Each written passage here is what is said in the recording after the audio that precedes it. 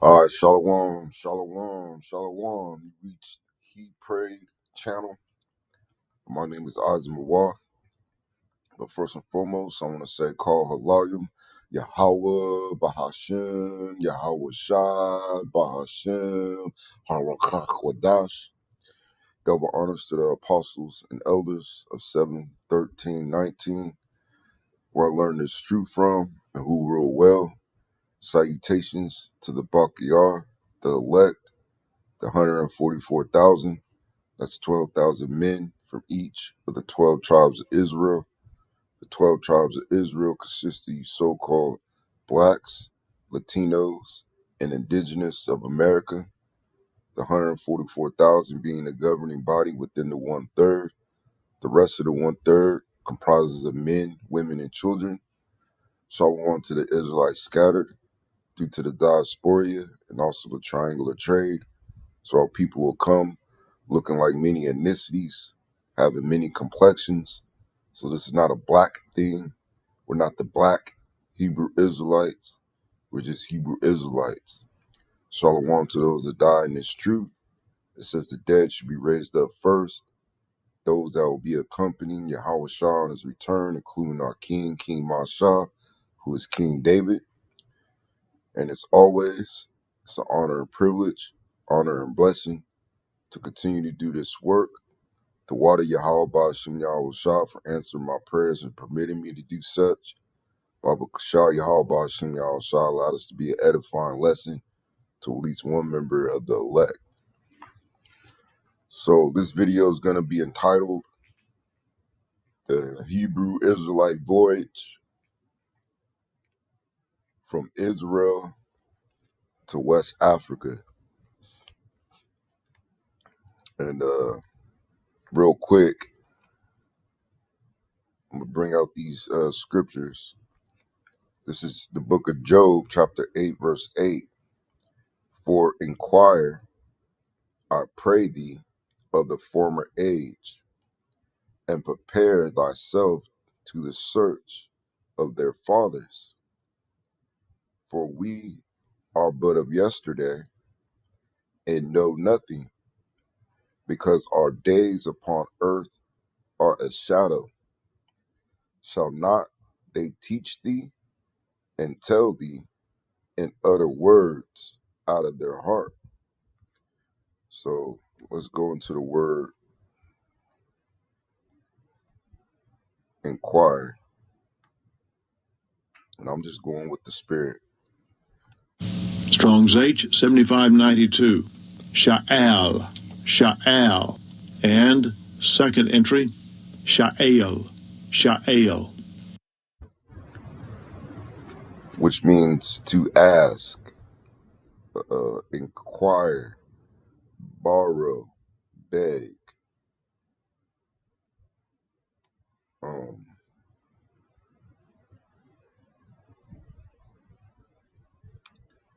Let's go to see what it says in the Strong's definitions.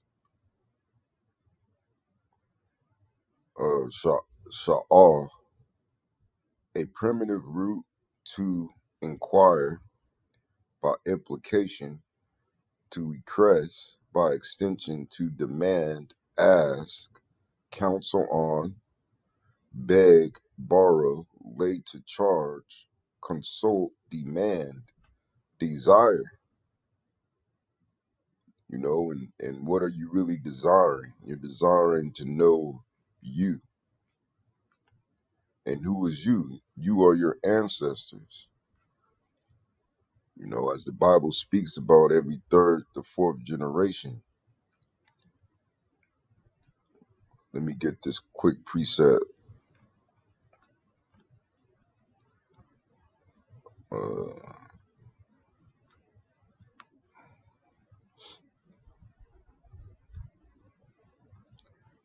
It's 14.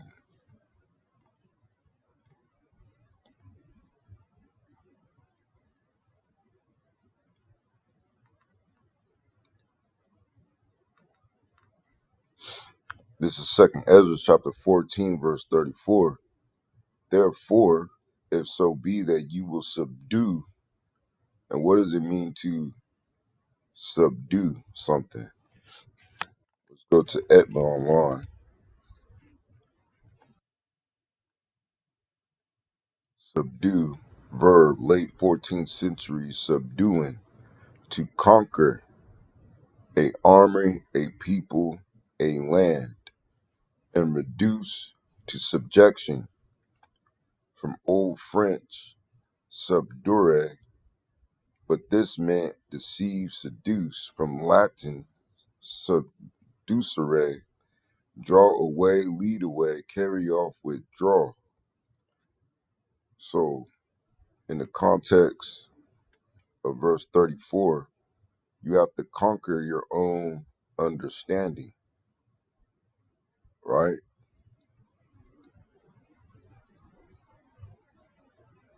Let me see.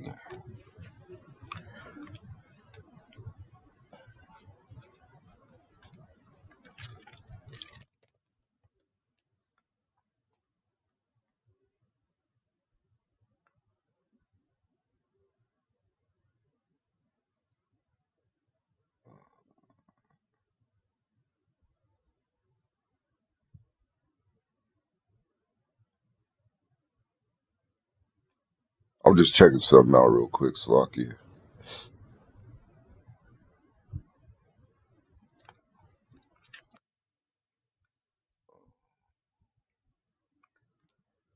So you got to subdue your own understanding, right? All the things that you were taught. And mind you, they beat who we were out of us, you know, just as they're trying to do the same with these heathen nations, pushing their philosophies and ideologies, which for the most part are contrary to the will of the Heavenly Father and His Son.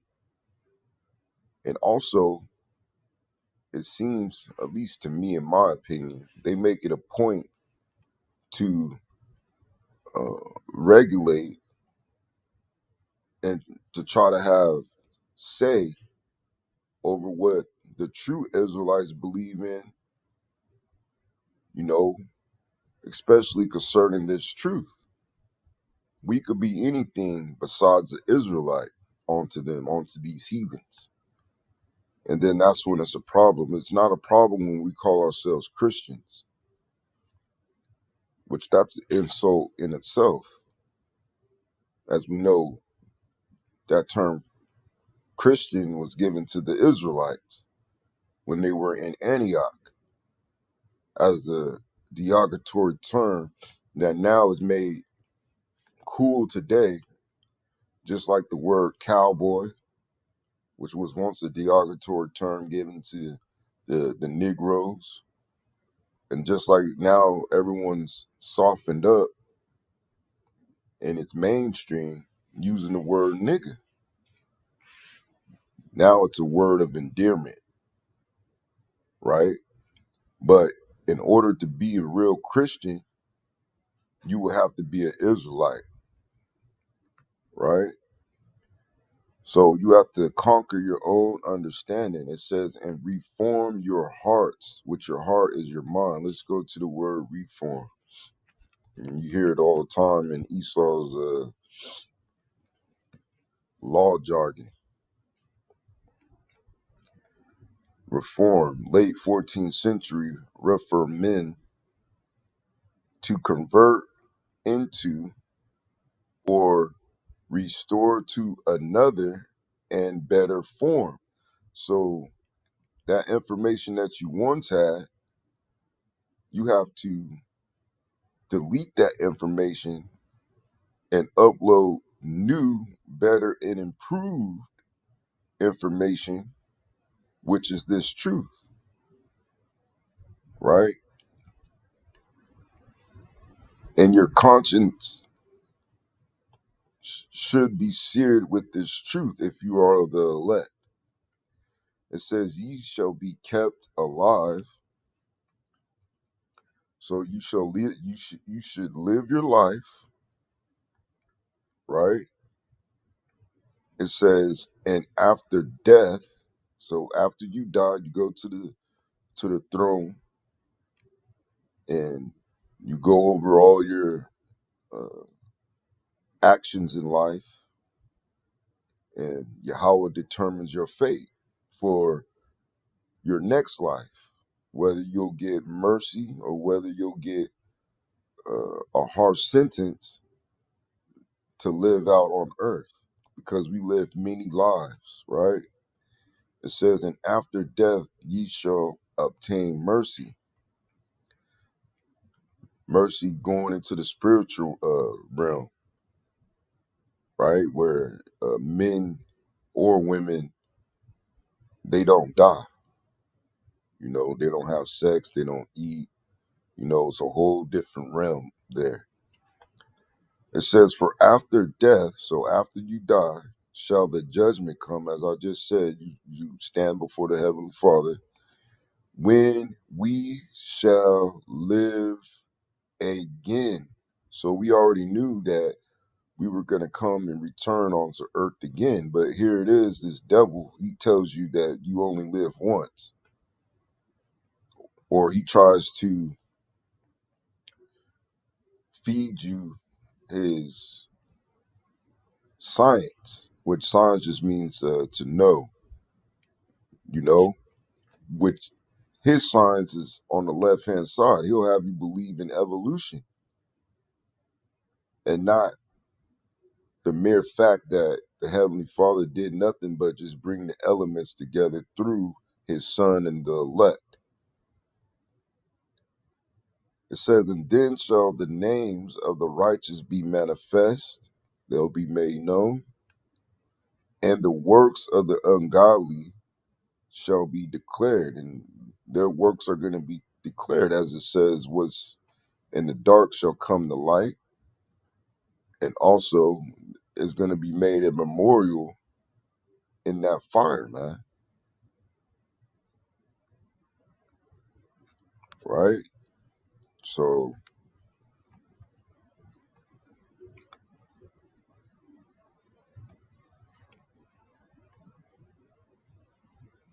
I want to go to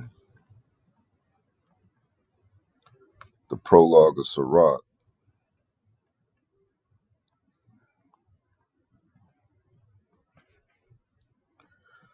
if I can. Just bear with me.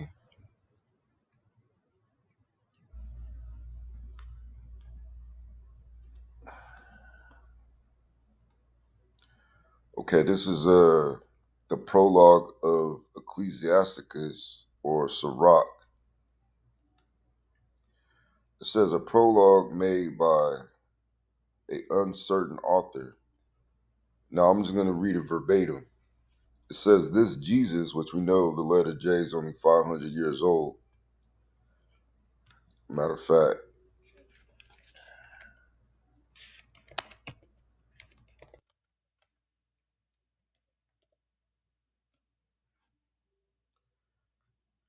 it says the letter J was invented by the Italian language by a man called Gian Giorgio Tressino in the year 1524. It was used in Roman numerals, but back then it was an alternate or alternative way of writing I, not its own letter. Before the letter J, Jesus' name was pronounced Jesus, which that wasn't his name either. And that goes back to Zeus, which was a Greek god that had been the equivalent to Yahweh,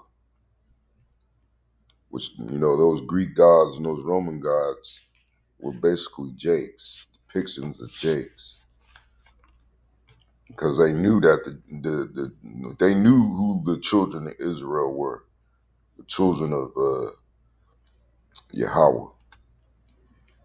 Right, so it says, son of Sirach and grandchild to Jesus of the same name with him. This man therefore lived in the latter times, after the people had been led away captive and called home again, and almost after all the prophets. Now his grandfather Jesus, as he himself witnesses, was a man of great diligence and wisdom among the Hebrews. who did not only gather the grave and short sentences of wise men that had been before him. So this Sirach was being moved by the Spirit.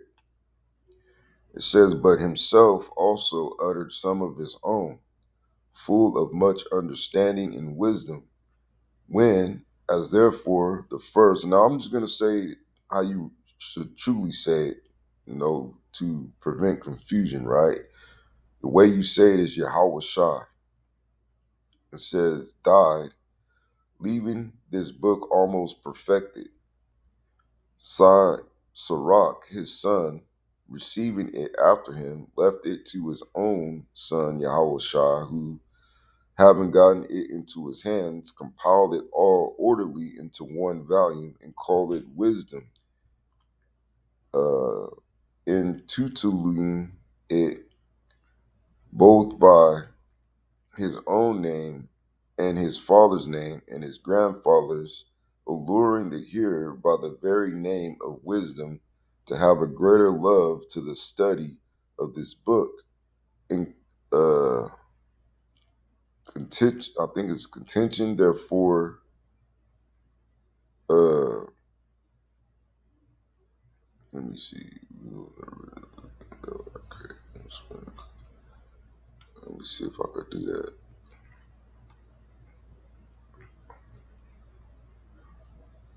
Okay, I did it.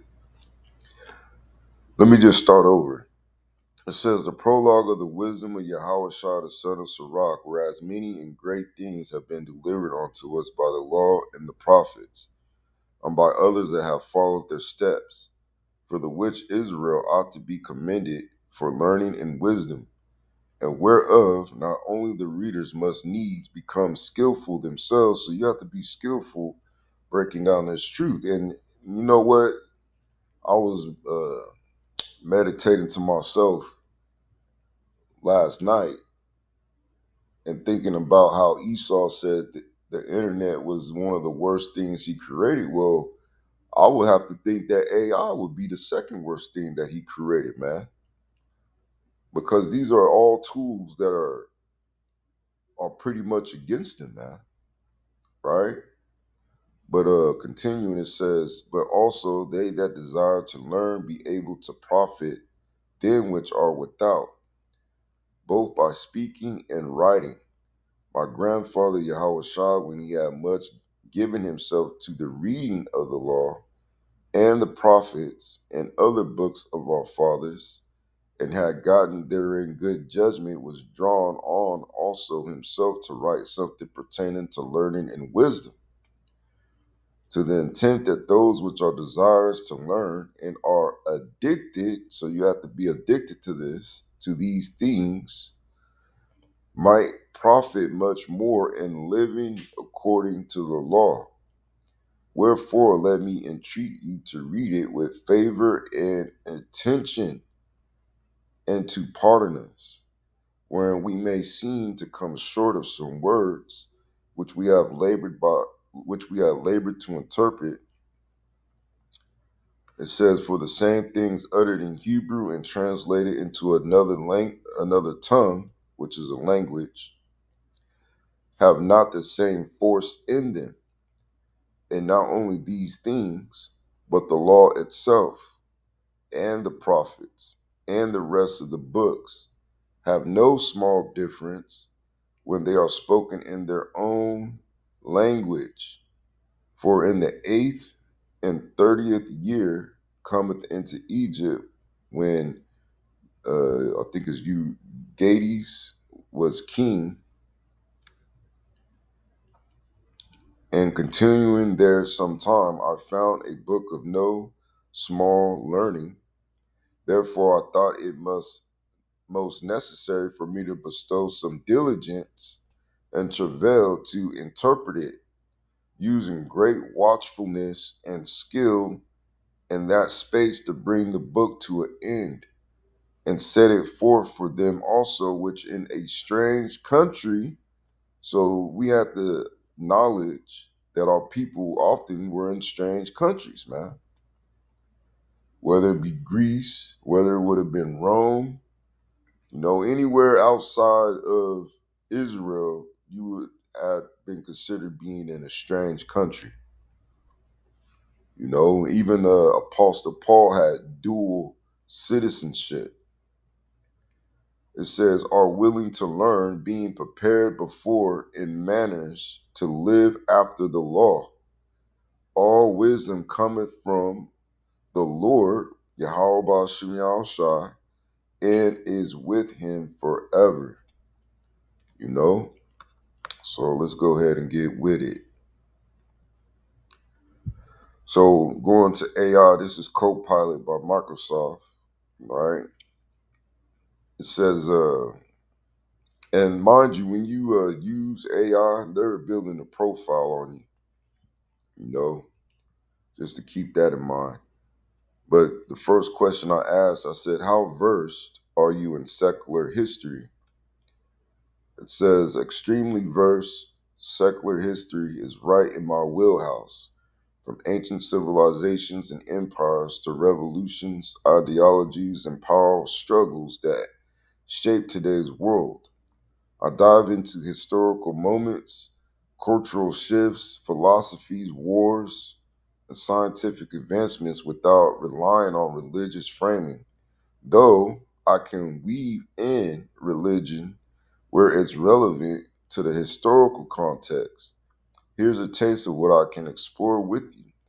Ancient powers like Mesopotamia, Egypt, Greece, and Rome, political upheavals, French Revolution, Russian Revolution, the rise and fall of monarchies, colonialism and its global consequences, Enlightenment thinkers, and the birth of modern democracy, technological turning points, the printing press, the Industrial Revolution, the digital age. Okay, just going in other stuff. It says, I bet you can't answer this. Challenge accepted. All right, now you got to excuse my spelling and my grammar. It's it said I said starting with the first temple. Give me a historical timeline of every biblical and historical nation that has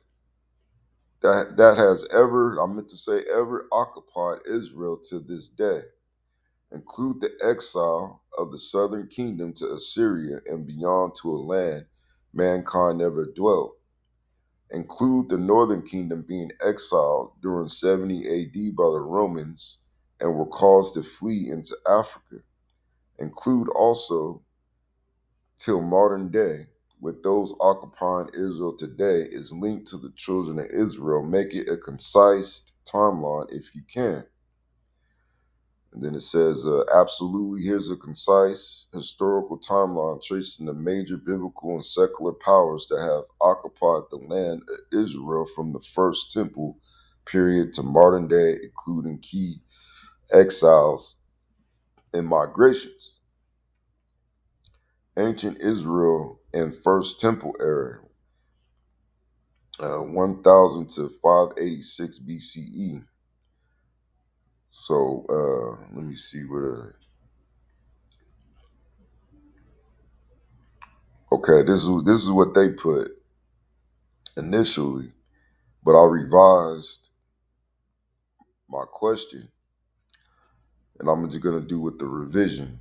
It says, make it according to Hebrew Israelite beliefs, using the Bible Apocrypha, Josephus, 13th tribe by Arthur Colester. Also, the time period concerning the northern kingdom going to a land mankind never dwelt is in Second Esdras in the Apocrypha, which is Arsareth, which means no man's land, because those people that live in Israel today are the Edomites according to biblical prophecy. Let me see what my next question is. How many biblical nations? All right, we'll start right here. All right, wait. Just hold up. Uh,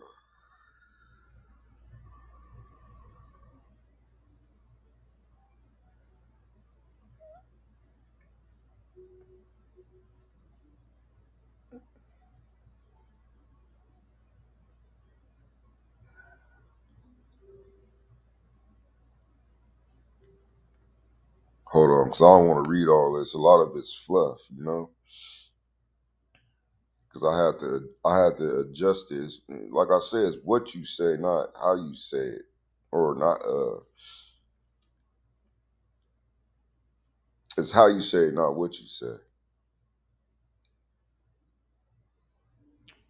So let me go to the one based on. I said, can you use GMS only for now on? Absolutely. Redo the timeline. So let's redo the timeline. Here's a revised historical timeline of nations and powers that have occupied or influenced the land of Israel strictly according to GMS Great Millstone Doctrine. This includes biblical prophecy, apocryphal texts like Second Esdras, historical records from Josephus, and insights from Arthur Colester's The 13th Tribe. So it says ancient Israelite rule in First Temple era. 1000 before Common Era, King David reigns over united Israel. Solomon builds the first temple. 930 BCE, kingdom splits, if you remember, by his son, right? Northern kingdom Israel, 10 tribes. Southern kingdom Judah and Benjamin. And then you also had Levi mixed in. Assyrian and Babylonian captivity. 722 BCE, Assyria conquers northern kingdom, 10 tribes exiled. And we can go there. Second Ezra, the 13th chapter, right?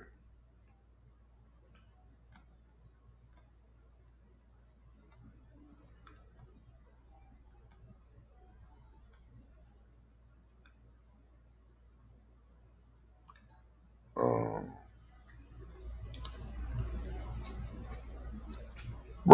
Second Ezra chapter 13, verse 40 says, those are the 10 tribes which are carried away prisoners out of their own land in the time of Hosea the king. But you could find that in the Old Testament, right?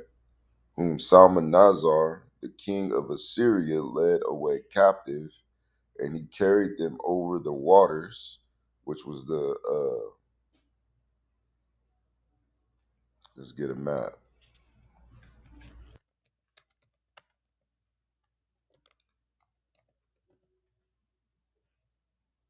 Let's see.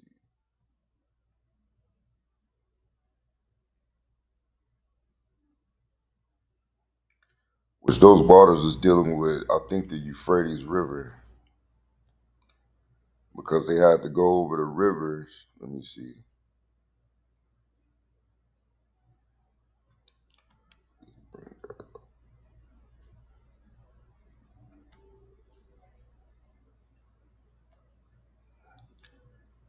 Well, you don't really see. Well, you see Israel right here, but eventually they went into the Indian Ocean all the way down into the Atlantic.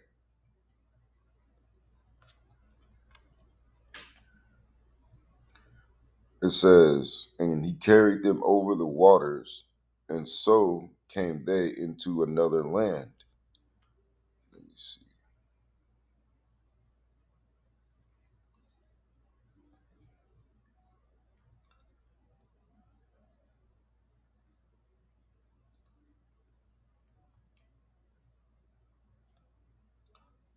see what AI says.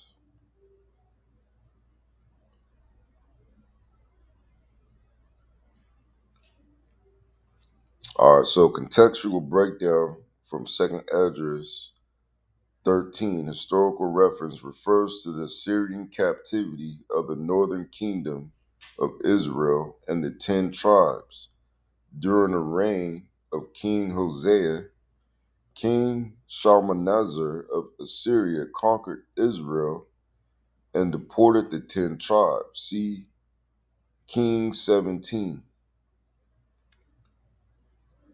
So you could do that on your own. Over the waters into another land. According to 2nd Ezra 13 and 41 through 45, the tribes traveled to a distant, uninhabited land called Arsareth. This journey is described as a long migration through a narrow passage of the Euphrates, guided by the Most High. GMS Hebrew Israelite interpretation. Many Hebrew Israelite camps, including GMS, interpret Arsareth as the Americas. They teach that the 10 tribes migrated to the Western Hemisphere long before European colonization, fulfilling prophecy. This supports the belief that Native Americans and Latinos are descendants of the lost tribes of Israel. Prophetic implication. This passage is foundational to Hebrew Israelite doctrine for identifying the true Israelites scattered across the globe, especially in the Americas. It connects ancient exile with modern identity and restoration, right? So you can go to 2 Kings, which I'm not going to do on this video, and link it all up yourself. Verse 41, it says, "But they took this counsel among themselves that they would leave the multitude of the heathen and go forth into a further country, right, where never mankind dwelt," right? That they might keep their statutes, which they never kept in their own land. And they entered into Euphrates by the narrow places of the river. So, answer it. For the Most High then showed signs for them and held still the flood, which is going through those rough Somalian waters, which is known for pirating, till they were passed over.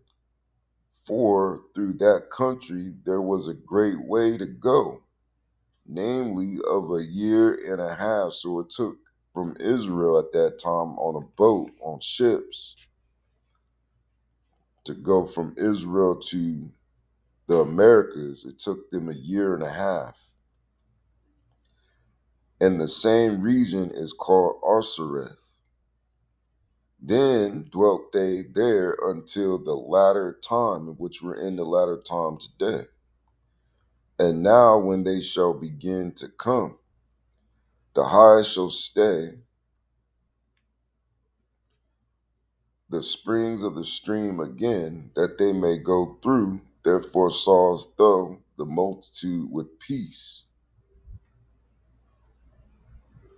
But those that be left behind of thy people are they that are found within my borders, which that's talking about Judah.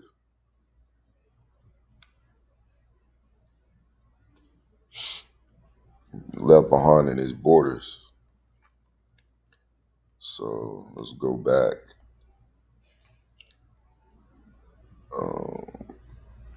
to the timeline. So in 586 BCE, Babylon destroys first temple. That's when Judah is exiled, right? And then it says, many flee into Africa, fulfilling prophecies like Isaiah 11:11 and Zephaniah 3:10. Persian to Roman rule, 539 BCE, Persia allows Judites to return and rebuild the second temple. 332 BCE, Greeks under Alexander conquered the region. 63 BCE to 70 CE, Roman rule begins. 70 CE, Romans destroy second temple, which we know who the Romans were, which also Rome was a multicultural society. Let me see. Now, the ones that didn't have beards on their face were typically the Edomites. And they even got their nose chopped off.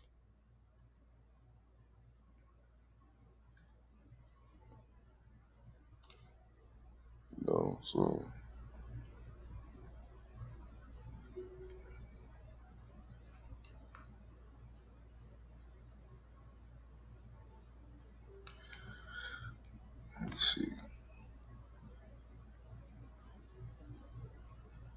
So Roman rule begins. Romans destroy Second Temple. Judites flee into Africa and later are scattered globally. Right. So let's go into that. Um,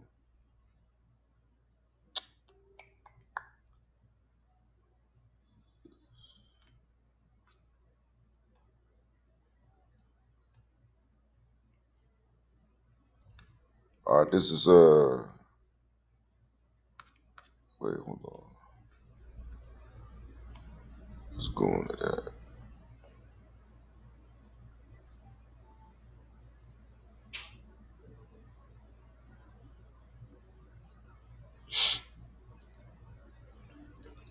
So I said in the book Babylon to Timbuktu, where did it say the tribes of Judah flee to once in Africa after 70 AD? And from Babylon to Timbuktu by Rudolph R. Weinzer, it states that after the Roman destruction of Jerusalem in 70 AD, many members of the tribe of Judah fled into Africa, specifically West Africa, to escape persecution, Windsor writes. So let's go to the book of Revelation. I think it's 12.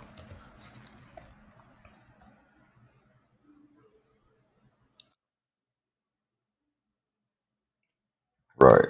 Dealing with the male child, Hamashiach. Um,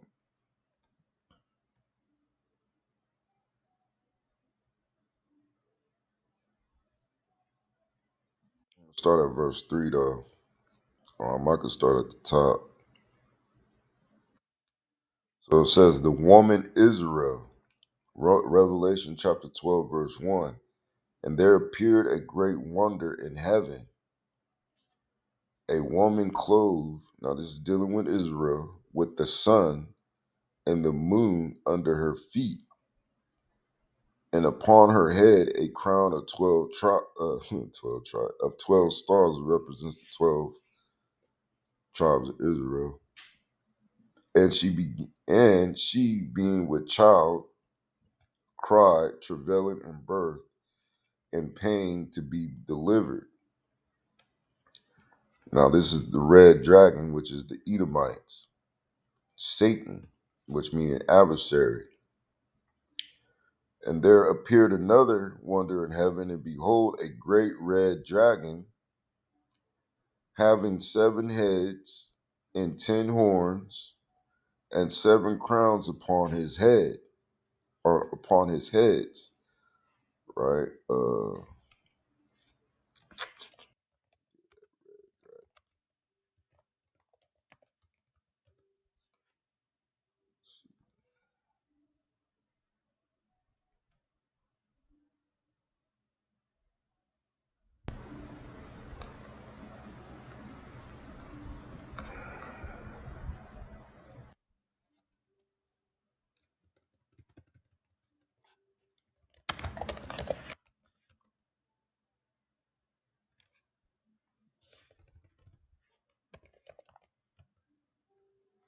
Right here. So here it is, right here.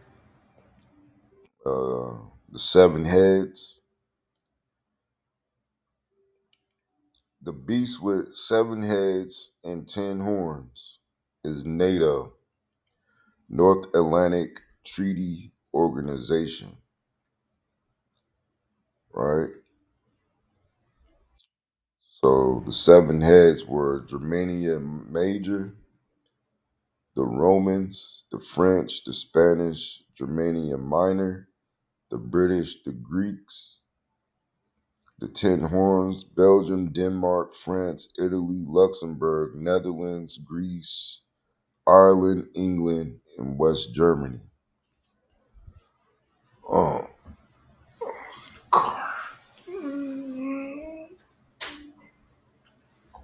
which they used to have ancient names, which I'm not going to get into that. It goes into the Burgundies and the so on and so forth, you know.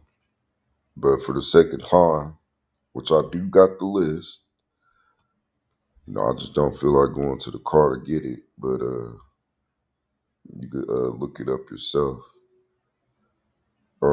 See where we were at. Oh yeah, Revelation.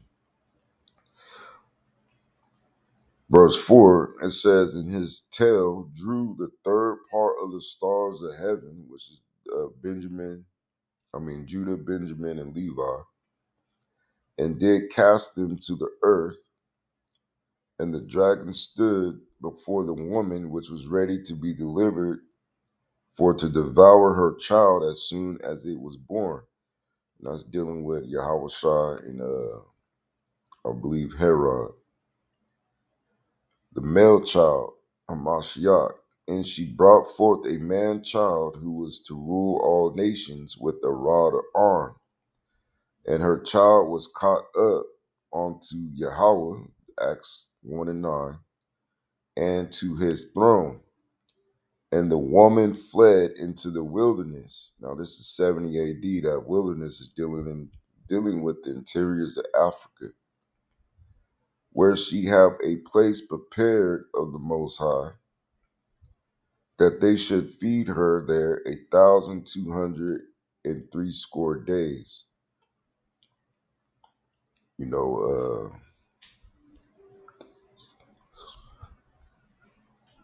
what is that? 1,260 years, which this is dealing with. If I'm not mistaken, I gotta look it up, go over it. But if I'm not mistaken, it's dealing with America, because this is part of the curses. Um,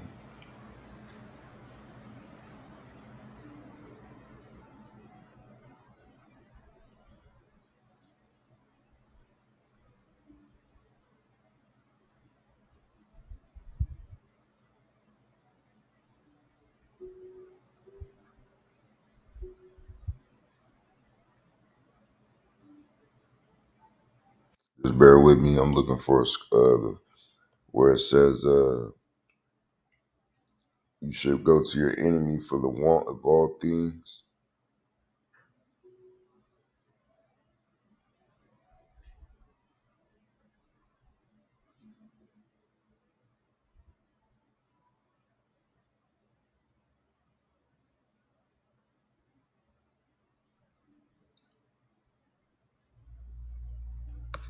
Hold on.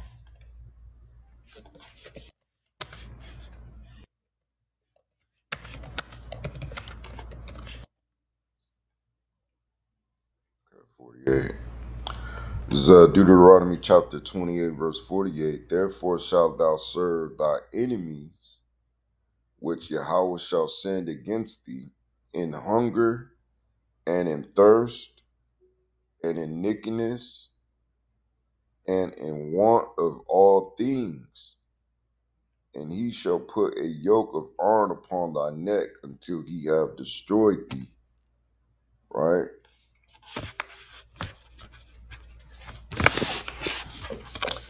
And that's what happened during the time in America, man.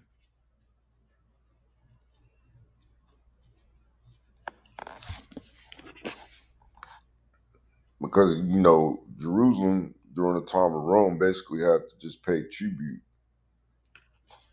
or tax. So going back to what AI is saying, reading the excerpt, it says, "In the year 65 BC, the Roman armies under General Pompey captured Jerusalem, and these were Edomites. In 70 AD, General Vespasian and his son Titus put an end to the Jewish state." Now, this is in reference to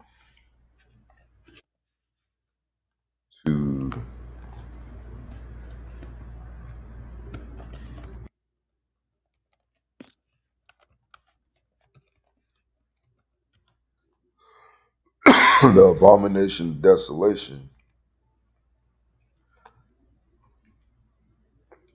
I'll just read them both. This is Matthew chapter 24, verse 15.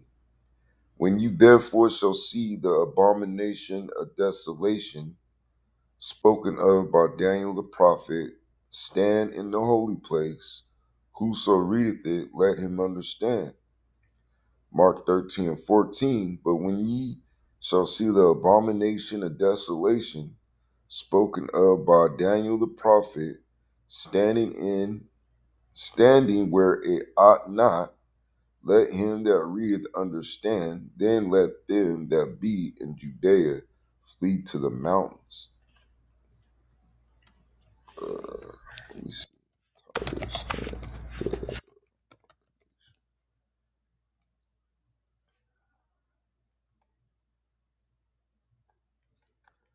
Uh, Real quick, this is from Amazing Facts. It says the abomination of desolation is a biblical term that refers to the desecration of the temple in Jerusalem. There are different interpretations of what this means. One interpretation is that it refers to the Roman standards which were worshipped in Jerusalem in 70 AD at the time of its destruction by Titus. Another interpretation is that it refers to future time when an atheistic Antichrist will overthrow the temple in Jerusalem and use it as its throne. The second fulfillment of the abomination of desolation occurred in AD 70 when Roman armies under Titus sacked the city of Jerusalem and destroyed the temple building and altar. So that's what the abomination of desolation was during that, what it's speaking of in Matt and Mark. So, rereading a Windsor excerpt, it says in the year 65 BC, the Roman armies under General Pompey captured Jerusalem. In 70 AD, General Vespasian and his son Titus put an end to the Jewish state. During the period from Pompey to Julius, it has been estimated that over 1 million Jews fled into Africa, fleeing from Roman persecution and slavery. The slave markets were full of black Jewish slaves, right? It says, according to Windsor, these migrations led to the establishment of black Hebrew communities throughout regions like Ghana, Mali, Senegal, Nigeria, and Timbuktu, where they maintained Jewish customs and traditions. This movement is seen by many Hebrew Israelites as the beginning of the diaspora that eventually led to the transatlantic slave trade, and also you got the triangular trade. I said, who were already occupying those lands before they arrived, right? It says, before the tribe of Judah reportedly fled into West Africa after 70 AD, the region was already home to a rich tapestry of cultures and civilizations, indigenous peoples and cultures. So this most likely had to be Ham or Hamites. The Nok culture, Nigeria, flourished from around 1500 BCE to 500 CE. Now, BCE meaning before Common Era, and 500 CE meaning Common Era. It says known for advanced ironworking and terracotta sculptures. The Tachit culture, Mauritania, Mali, existed from about 2200 BCE to 200 BCE with evidence of early urbanization and agriculture. The Iwu Iluru people, Nigeria, Middle Stone Age inhabitants have with skeletal remains dating back over 11,000 years. Shum Laka, Cameroon, a site showing continuous occupation from 30 2000 BP, linked to early hunter-gatherer societies.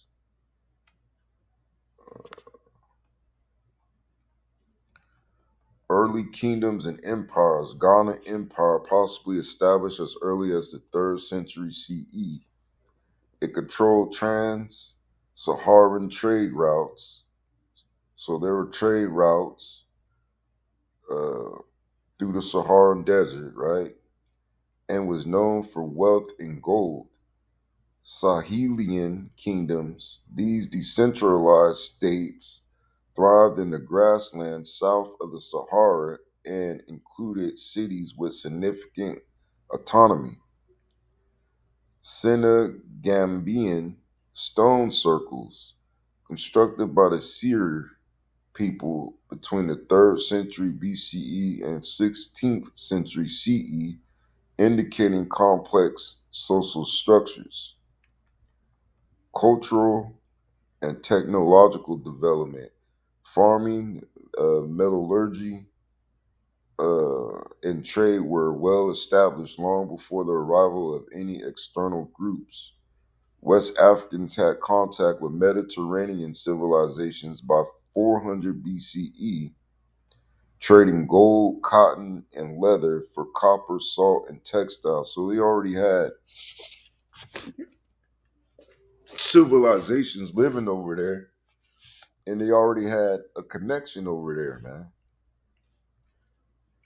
Those Israelites living in, the true Israelites, before they fled into Africa, they already knew where they were going or where they could go. It says, so when the tribe of Judah arrived, they entered a region already bustling with innovation, trade, and diverse ethnic groups. If you like, I could map out how these cultures may have interacted or influenced one another. So my next question, which for the longest I wanted it to go into the Zondervan Bible Dictionary so I can look up the word ham, right? But it kept saying couldn't. I says, but you were just printing the info. It says you're totally right to notice the inconsistency, and I appreciate you pointing it out. Earlier, I was able to summarize and briefly quote a small portion from Babylon to Timbuktu, which falls within fair use for educational and discussion purposes. But with the Zondervan Bible Dictionary, I have to be extra cautious since it's a copyrighted reference text. That means I could describe or summarize what it says, but I can't print the full excerpt, even if it's just a few sentences or a specific page. Okay. So it says it couldn't summarize it. I said, fair enough. Can you find the route they would have taken through the Sahara to Africa, to West Africa? Which it says the exact route the tribe of Judah may have taken through the Sahara to West Africa isn't definitely documented, but several historical theories and oral traditions suggest a plausible migration path based on ancient trade routes and geopolitical realities of the time. Um, it says possible migration route, starting point after fleeing Roman persecution in 70 AD. Many Jews are believed to have entered Egypt, possibly through the Sinai Peninsula, North African corridor. From Egypt, they may have traveled westward through Libya, Tunisia, and Algeria, following established caravan routes. Sahara crossing. The journey likely involved crossing the Sahara Desert, possibly via the Fezzan region in southern Libya or through Tamanrasset in Algeria, which were key hubs in trans-Saharan trade. Tuareg trade routes. The Tuareg tribes, known for dominating Sahara trade, may have facilitated or influenced this movement. Balad el Sudan migrants would eventually reach the Sahel region, known historically as Balad El Sudan, or land of the blacks, which that's what Sudan means, which includes parts of Mali, Burkina Faso, Ghana, and Nigeria. Historical clues: a 1747 map discovered among Portuguese documents shows the Kingdom of Judah in what is now northern Ghana and southern Burkina Faso. So let's go to what it would allow us to read concerning the Zondervan Bible Dictionary. I believe this is going to be page 96. And for the word ham, perhaps hot, which, kham, it means hot, because that's a hot land, right? It's right by the equator. It says the youngest son of Noah, born probably around 96 years before the flood, and one of the 8 persons to live through the flood. He became the progenitor of the dark races, not the blacks. So, not the blacks here in America, but the Egyptians, Ethiopians, Libyans, and Canaanites, right? And then it goes into his indecency. So let's get off of that. What was it? History lesson. Okay. So it goes into a 1747 map. Let me see if I can got it. So this is the actual map. And on the bottom it says Negro land, right? So it stretches. And Slaki, you could barely see it. This is the Atlantic Ocean.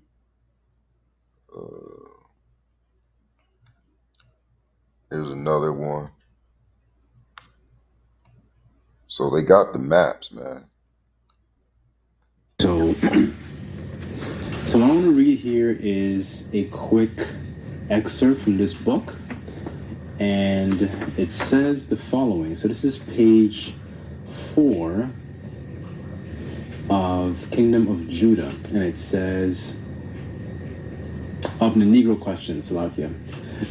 So it says, when European powers carved up Africa, it was custom for the European kings in those days to send out a cartographer to outline and pinpoint his holdings, right? So just for edification, a cartographer is someone who actually designs and makes maps, right? So there was a cartographer in the 1747 who went by the name of Emmanuel Bowen. This man held the title of royal cartographer for 2 European kings, King George II of England and King Louis XV of France. This was unusual about the map of that Emmanuel Bowen brought back to these 2 kings is that in the center of the map, Bowen shows the true name of the slave coast was none other than the Kingdom of Judah. Judah was known by 4 different names at the time: Judah, Wida, Quida, or Ibir. It says the following. What does this mean to those of us who have been in hot pursuit of truth? It means that we have proof of the royal map maker himself that Judah was indeed listed among the inhabitants of Africa, right? And this is something that our people, after the destruction of Jerusalem, which I'm going to get that in a second, a lot of our people fled into the interiors of Africa, and they were dwelling there for a period of time, right?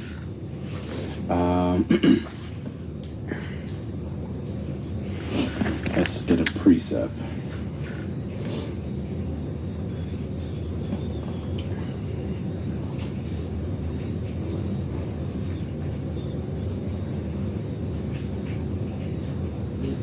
Okay, this is, I'm going to start off with Luke chapter 12, verse 2.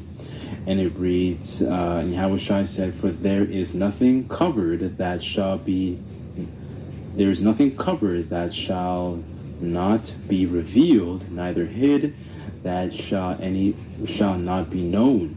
Therefore, whatsoever ye have spoken in darkness shall be heard in the light, and that ye have spoken in closets and proclaimed upon the housetops," right? So, this information is coming out, and people are understanding the fact that, who the real Israelites are and where they actually made their settlements, right?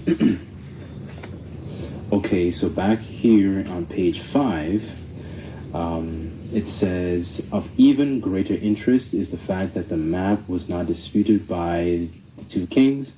You would do well and take heed to the fact that the British laid claim to the so-called slave coast, that its inhabitants were sold into British colonies, and one being North America. How authentic is this map?" So this is an Remember, your mother shall be sore confounded. America's mother, because as the brother said, they were sold first into British colonies, and they know that. Britain is known for slavery, and what was one of British colonies? It was America. excerpt from Northwestern University, Authentic Map of West Africa. The University of Northwestern Illinois has this map in their inventory and lists it as an authentic map of Western Africa in 1747 by Emmanuel Bowen. Even to this day, there is a fort called Fort of Ajuda. If you pull up the information online at Northwestern University, this is what you'll see. Northwestern University Library Maps of Africa, a new and accurate map of Negroland. So that's what it was called back then. Right? Publication, London, Subject West Africa, Identification, Northwestern University Library. So I just want to keep going just a little bit more.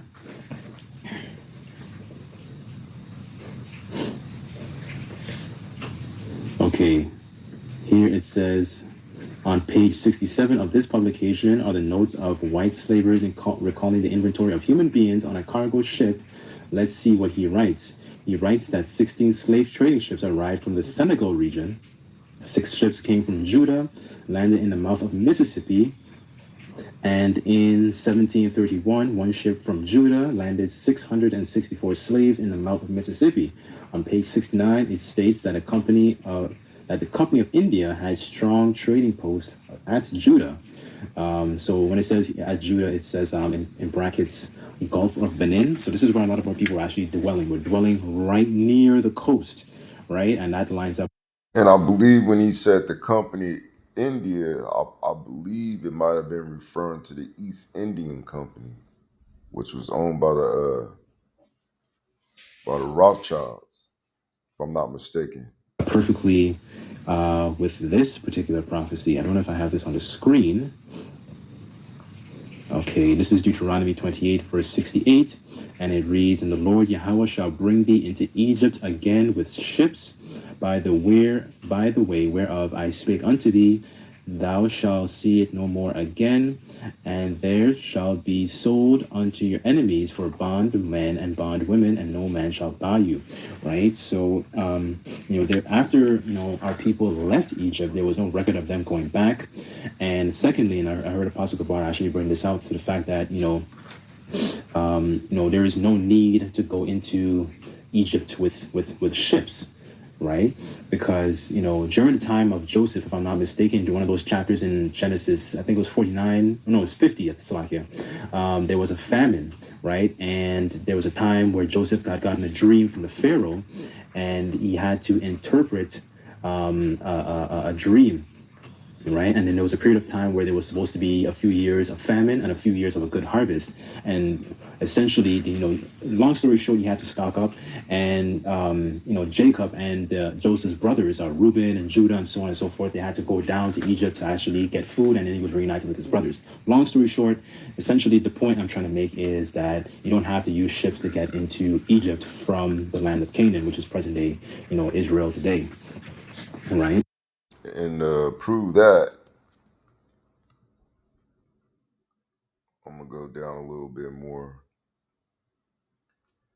What about the trade route called the Way of the Sea connecting Israel to Egypt? Absolutely. The Way of the Sea, also known as the Via Maris, was one of the most important ancient trade routes in the Levant. It connected Egypt to northern empires like Syria, Anatolia, and Mesopotamia, running along the Mediterranean coast through what is now Israel, Gaza, and Lebanon. Key features of the Via Maris route path began in Egypt, Al-Kantara, passed through Pelusium, then followed the northern Sinai coast through El Arish and Rafah, entering Canaan via Gaza, Ashkelon, and Aphek, before turning inland through Megiddo, the Jezreel Valley, and up to Damascus. Biblical reference: the name comes from Isaiah 91, translated in the Septuagint as by the way of the sea. So just being a little curious. Let me see what it says in Isaiah 9.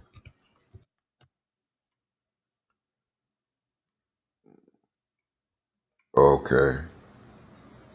So this is what Isaiah chapter 9, verse 1 says. Nevertheless, the dimness shall not be such as was in her. Vexation, when at the first he lightly afflicted the land of Zebulun and the land of Naphtali, and afterward did more grievously afflict her by the way of the sea. So I'm thinking whatever tribe lived close to Egypt, or I'm thinking it's Judah, beyond Jordan and Galilee, the nations. Let me see.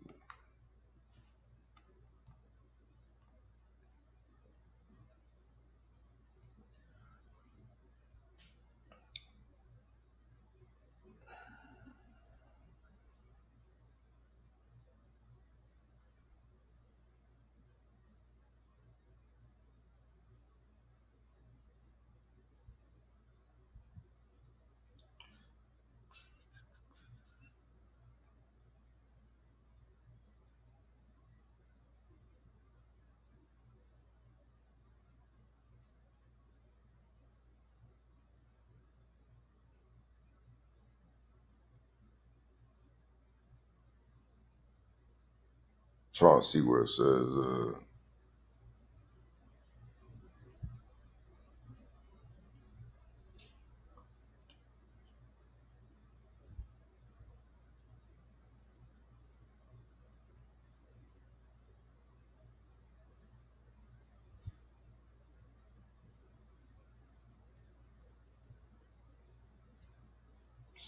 Well, I'll just read what it says as far as AI goes. Contextual explanation, historical affliction. Zebulun and Naphtali were northern tribes of Israel located in Galilee. These regions suffered early invasions, first by Assyria, which brought light affliction, then more severe oppression. The dimness and vexation refers to the spiritual and political darkness that fell over the lands due to foreign domination and internal decline. Prophetic hope, the surrounding verses 2 through 7 shift from judgment to Masonic promise. The people that walked in darkness have seen a great light. Unto us a child is born, which is dealing with Yahweh Shai. This signals that Galilee, once afflicted, will become the first to witness the light of redemption fulfilled in the New Testament when Yahweh Shai begins his ministry in Galilee, the Galilee of the nations. This phrase highlights Galilee's mixed population, Israelites living among Gentiles. It underscores the idea that salvation would reach beyond Israel, foreshadowing the inclusion of the Gentiles, which the Gentiles are Israelite foreigners. No, but it does have the by the way of the sea, you know.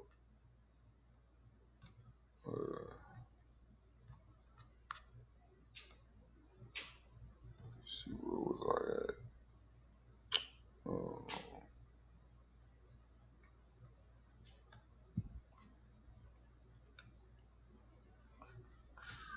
So going back, it says biblical reference. The name comes from Isaiah 91, translated in the Septuagint as by the way of the sea, Hebrew Derek Hayam.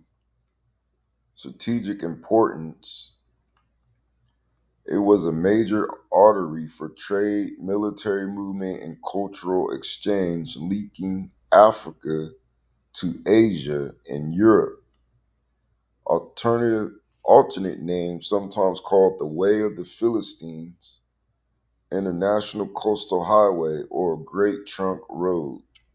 This route would have been a natural corridor for ancient Israelites, Egyptians, and later Roman and Byzantine forces. If you're exploring, damn, going crazy. Okay. If you're exploring how Judah had fled into Africa, their coastal route could have been a key leg of their journey into Egypt before heading deeper into the continent. So, um,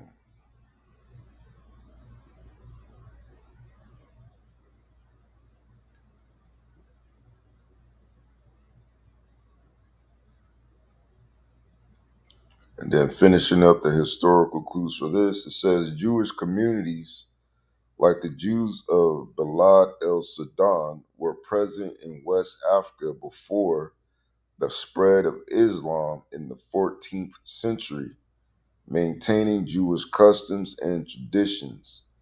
This route would have been arduous, spanning thousands of kilometers across harsh terrain, but it aligns with known migration and trade patterns of the time. If you like, I can sketch out how these ancient trade routes evolved or how Jewish communities integrated into West African societies.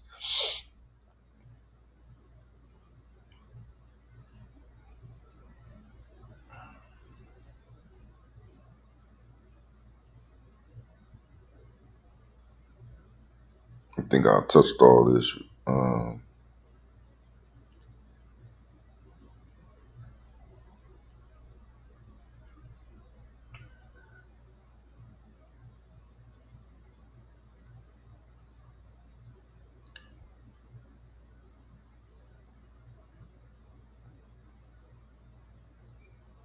Yeah, I guess I could end it on that.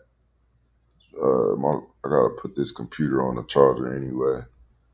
So yeah, hopefully that gave you a little insight scripturally, historically, and using a few resources on how the Israelites journeyed into the interiors of Africa through established known trade routes, and also, the 1747 map of Kingdom of Judah on West Africa, and also how they had Judites arrive in certain ports, such as Mississippi, as slaves, showing you that the true tribe of Judah is the Negroes of today. So, with that, I hope at least one brother of the elect was elect. I hope at least one brother of the elect was edified, and I'm gonna say shalom.